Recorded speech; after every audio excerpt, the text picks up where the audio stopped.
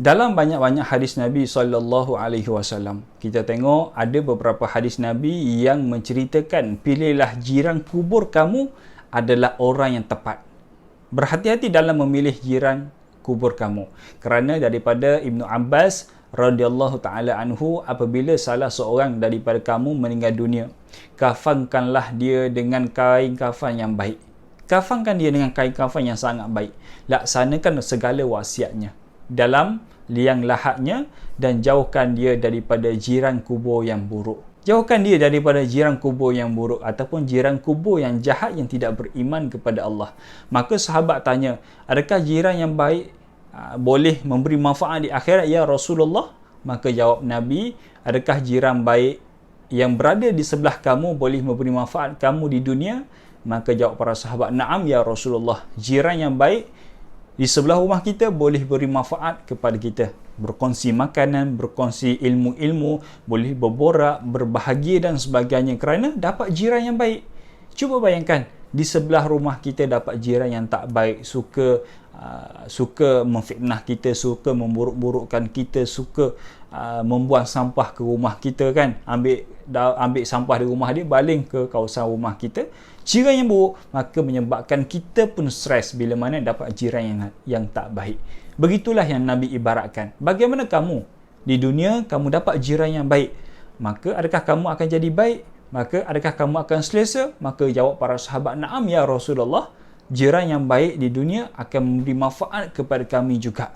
Maka kata Nabi, begitu jugalah ketika mana kamu berada di alam akhirat, seandainya kamu berjiran dengan baik, insya-Allah kamu pun akan peroleh manfaat yang sama. Daripada Abu Hurairah disebut Nabi pernah bersabda, kuburkanlah orang yang telah meninggal di tengah-tengah orang yang soleh. Maksud dia, kanan orang yang soleh, kiri orang yang soleh. Maka di tengah-tengah tu ada tanah yang kosong, maka tanamkanlah mereka di antara orang-orang yang soleh.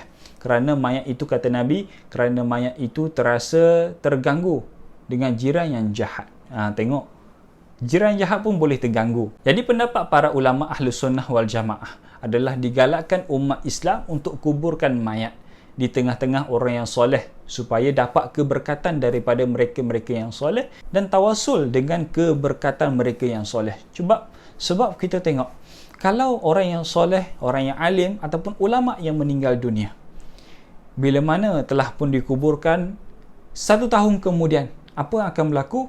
Akan ada orang pergi ke makam dia, ataupun tak kisah hari bila, waktu bila, mesti akan ada orang pergi ke kuburan orang yang soleh itu untuk sedekahkan Al-Fatihah, untuk berziarah, untuk membaca talqin dan sebagainya, untuk membaca tahlil dan sebagainya. Maka orang yang di sebelah itu akan terpias, akan dapat juga manfaat keberkatan yang sama.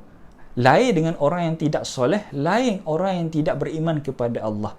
Adakah akan ada orang yang pergi untuk menziarahi kuburan dia, untuk baca tahlil?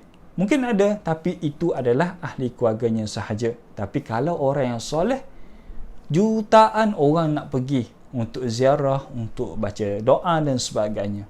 Contoh yang sangat mudah, kita tengok bagaimana makam Nabi SAW di bumi Madinah.